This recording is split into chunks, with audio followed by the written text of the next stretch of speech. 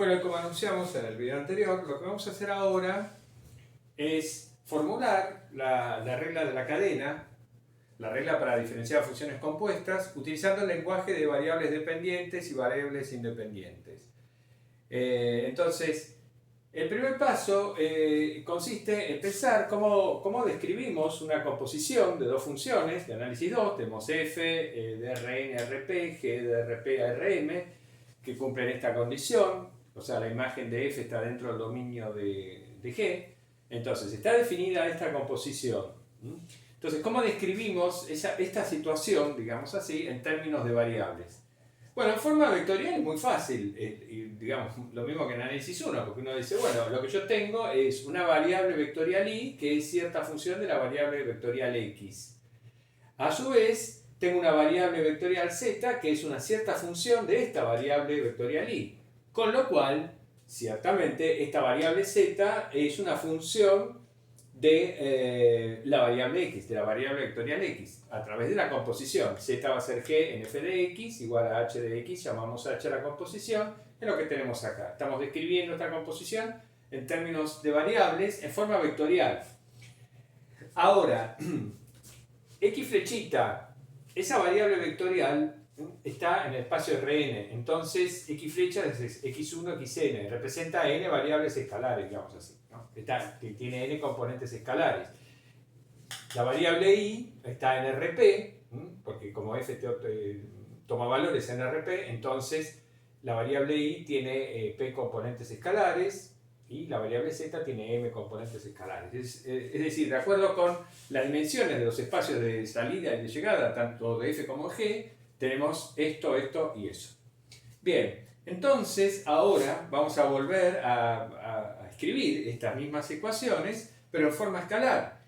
Esta ecuación vectorial va a equivaler a p ecuaciones escalares, porque i tiene p componentes. Entonces, esta ecuación vectorial equivale a un sistema de p ecuaciones escalares, que son estas que estamos escribiendo acá, donde f1, f2, f sub p son las funciones coordenadas de f. Entonces, esto equivale a decir que I1 es igual a F1 de x1, xn, I2 va a ser igual a F2 de x1, xn, etc. I sub p va a ser igual a F sub p de x1, xn. Y de la misma manera, esta ecuación vectorial equivale a estas m ecuaciones escalares, donde G1, G2, G sub m son las funciones coordenadas de la función vectorial G. Y entonces, lo que tenemos es que cada una de las variables z sub i, cada una de las variables escalares z sub i, es función g sub i, ¿no?, de i1 y sub p. Pero reemplazamos i1 y sub p por sus expresiones en función de x1 y xn, y entonces lo que nos queda de esto y esto es que cada variable z sub i es una cierta función g sub i de f1, x1, xn, etcétera, etcétera. Entonces, acá estamos escribiendo a cada variable z sub i como función de x1, xn, de las variables x1, xn. Y lo que tenemos acá entonces es h sub i de x1, xn. Acá, digamos, g en f de x, le estamos llamando h de x, es decir, la g compuesta con f es h, y entonces esta ecuación, z igual a h de x, equivale a m ecuaciones escalares, que son zi igual a h sub i de x1, xn para i entre 1 y n. Bien, entonces, uno dice, bueno, ¿cómo hago para calcular la derivada parcial? Digamos, llegamos a la conclusión de que z sub i es función de x1, xn. ¿Cómo hago para calcular la derivada parcial de zi respecto de alguna de estas variables? ¿Cómo hago para calcular la derivada parcial de zi respecto de xj en x para cualquier i entre 1 y m y para cualquier j entre 1 y n? Ahora estamos asumiendo que, bueno, tanto f como g son funciones diferenciables y entonces la composición es diferenciable. Entonces, cada zi es una función diferenciable de las variables x1 y xn. Entonces puedo calcular estas derivadas parciales. Bueno, ¿cómo hago para hacerlo? Usando la regla de la cadena. Lo que voy a hacer es expresar esta derivada parcial de zi respecto de xj en términos de las derivadas parciales de las variables y respecto de las variables x y de las variables z respecto de las variables y.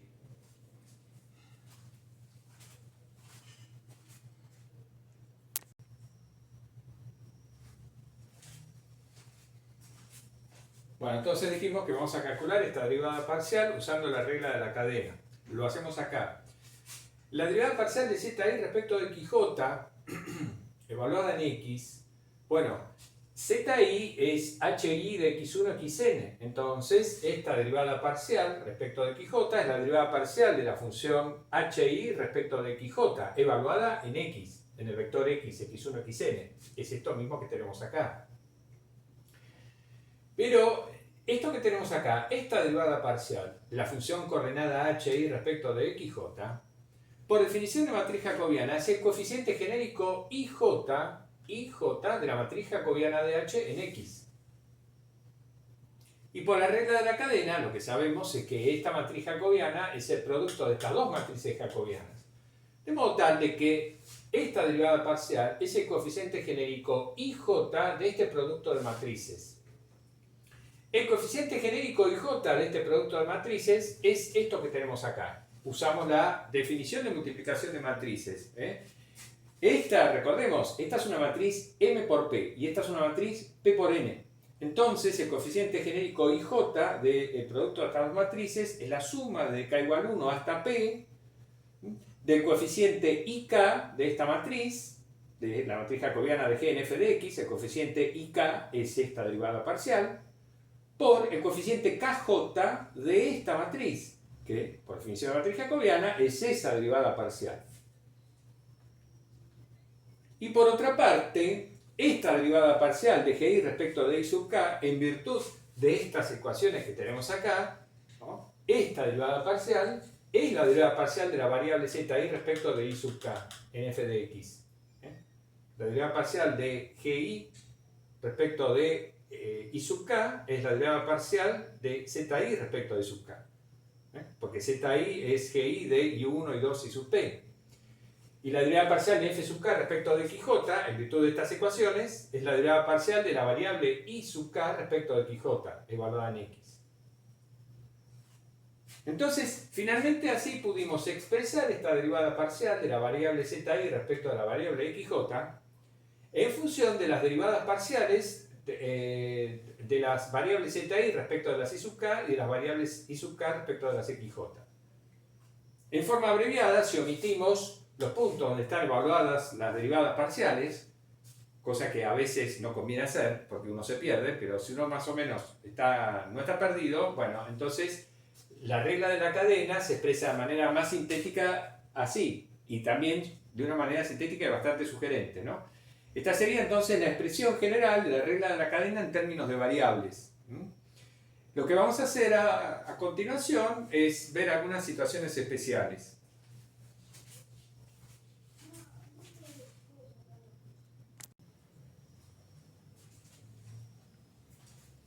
Bueno, veamos entonces cómo aplicar la regla de la cadena en algunas situaciones especiales.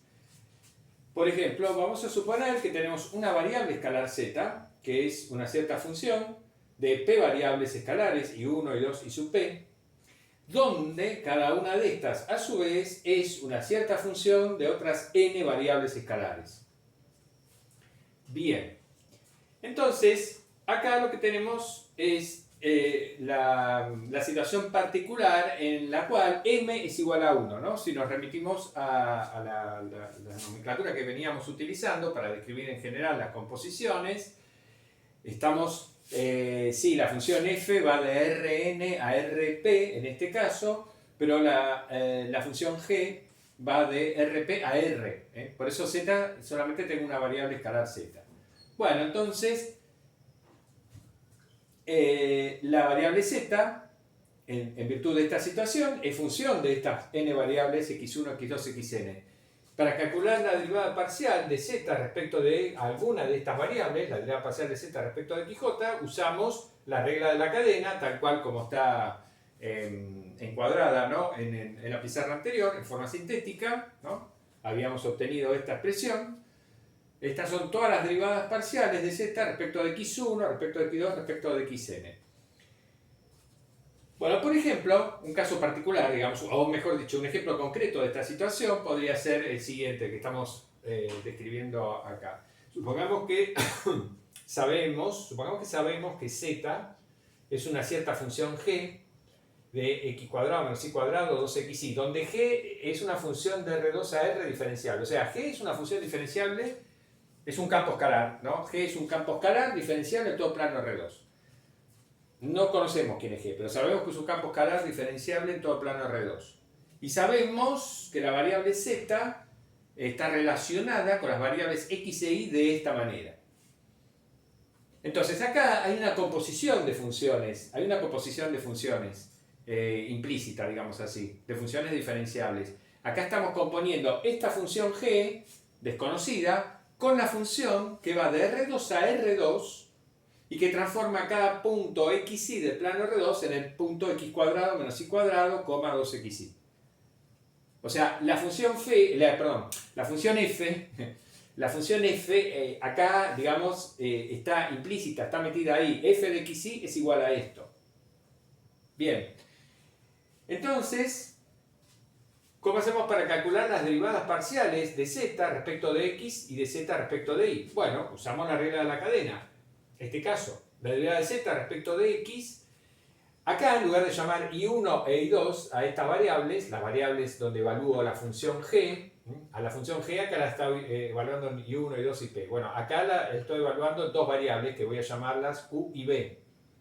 Entonces, aplico esta fórmula, ¿no? Pero con u y con b. Entonces, la derivada de z respecto de x va a ser la derivada parcial de z respecto de u por la derivada de u respecto de x, ¿no? Como dice acá, más la derivada de z respecto de b por la derivada de b respecto de x. Y la derivada de z respecto de y es la derivada de z respecto de u por la derivada de u respecto de y más la derivada de z respecto de b por la derivada de b respecto de y. ¿Ah? Insisto, estamos usando esta formulita con estas letras, u y b en lugar de i1 y 2. Y x y en lugar de x1, x2. Bueno, muy bien.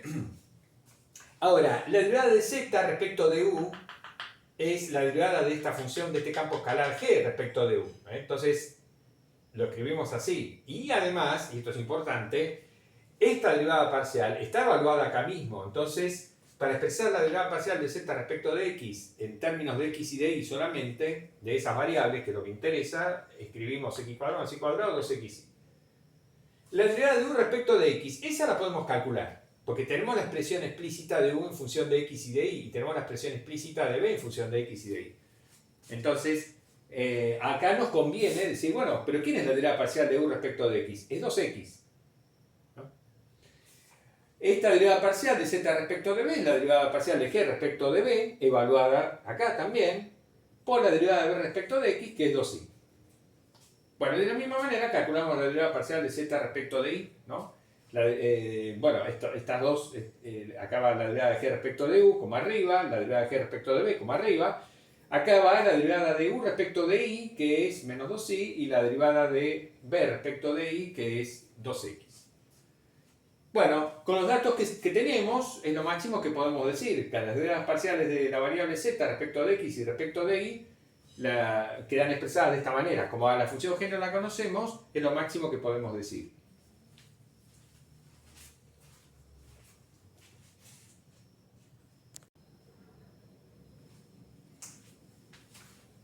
Bueno, y este caso particular de la regla de la cadena, que vamos a ver a continuación, es muy importante.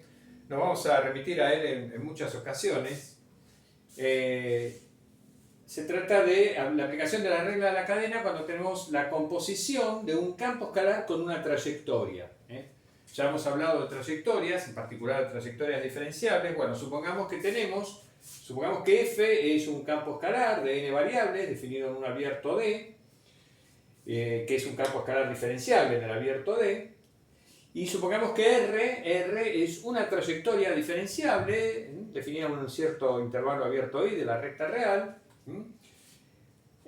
cuya imagen, o sea, cuya curva imagen se meta dentro del dominio de D. O sea que R de t pertenece al dominio de D, para todo t en I. Y llamamos R1, R2, R sub n a las funciones coordenadas de la trayectoria R. ¿No?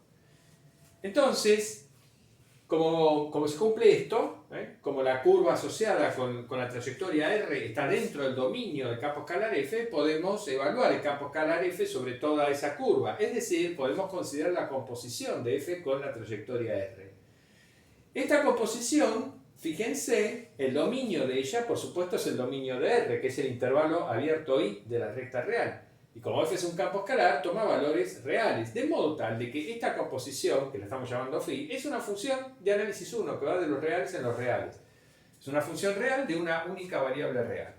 Bien, pero ¿qué dice el teorema sobre la regla de la cadena? Bueno, esta función phi real de análisis 1 es diferenciable, porque es la composición de dos funciones diferenciables. Y además, de acuerdo con la regla de la cadena, la derivada de phi va a ser el producto de la matriz jacobiana de f evaluada en R de t por la matriz jacobiana de R evaluada en t, para todo t en i. Bueno, pero en este caso, como f es un campo escalar, su matriz jacobiana es una matriz 1 por n. Es la matriz formada, es la matriz fila, digamos, cuyos coeficientes son las derivadas parciales de f respecto de x1, respecto de x2, respecto de xn, ¿no? Esto es la matriz jacobiana de f evaluada en R de t.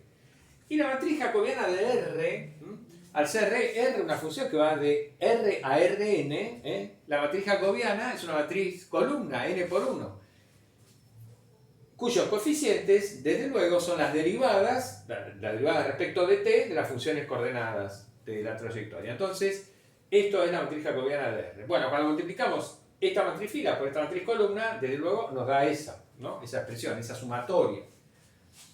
Pero esta sumatoria, observemos, la podemos ver como producto escalar o producto interno usual entre dos vectores. Entre el vector gradiente del campo escalar f evaluado en R de t y el vector velocidad de la trayectoria R.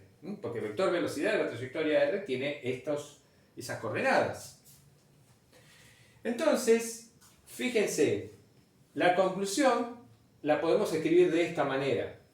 La derivada respecto de t de f en R de t, es la composición de f con la trayectoria, es igual al producto del gradiente de f en R de t por el producto escalar, ¿no?, del gradiente por el vector velocidad de la trayectoria. Bien, entonces lo hemos recuadrado porque, insisto, es un caso particular, es un caso especial muy importante de la regla de la cadena porque tiene muchas aplicaciones.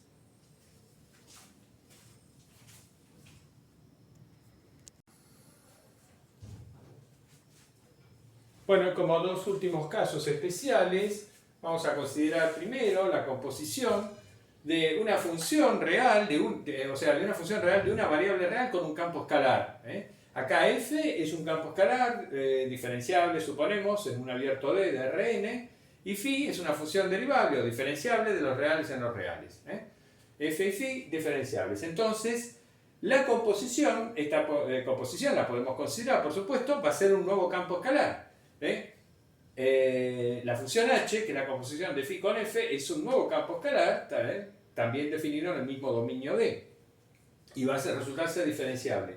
Por la regla de la cadena, la matriz jacobiana de h en cualquier punto x del dominio D va a ser igual a este producto. La matriz jacobiana de phi, bueno, pero phi es una función de los reales en los reales. La matriz jacobiana de phi es la derivada de ella misma, porque es una matriz 1 por 1. Es la derivada de phi en f de x, multiplicada por la matriz jacobiana de f, que como f es un campo escalar, es el gradiente, ¿no?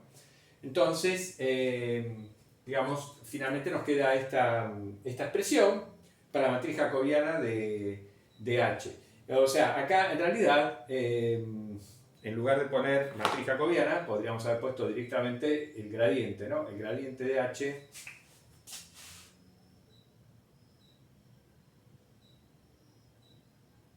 si no h un campo escalar, bueno, que tenemos que el gradiente de h es el producto de este escalar por el gradiente de f. Y por último, lo que consideramos es acá la composición de una función g vectorial, o sea, g es una función diferenciable de Rn a Rm, que la estamos componiendo con una trayectoria en Rn diferenciable, ¿no? Tenemos esa situación, tal como dice ahí. Entonces, al componer esta función g, esta función vectorial g, con esta trayectoria de R, obtenemos una trayectoria diferenciable. Pero esta trayectoria diferenciable ya no está en Rn como R, sino que está en Rm. Entonces, sigma es una trayectoria diferenciable en el intervalo abierto I con valores en Rn. El vector velocidad de sigma, por aplicación de la regla de la cadena, va a ser el producto de la matriz jacobiana de G evaluada en la trayectoria R, o sea, en R de t, por la matriz jacobiana del vector velocidad, que es, la matriz jacobiana de la trayectoria R, que es su vector velocidad, ¿no? Acá lo pensamos como un vector columna, ¿no? Siempre los vectores en las ecuaciones los pensamos como vectores columna. Entonces, el producto de esta matriz, esta es una matriz m por n, y este es un vector columna n por 1, me da un vector columna m por 1. Bueno, ese vector columna, mejor dicho, los coeficientes del vector columna son las derivadas respecto de t de las funciones coordenadas de sigma. Por lo tanto, obtenemos el vector velocidad como dice ahí.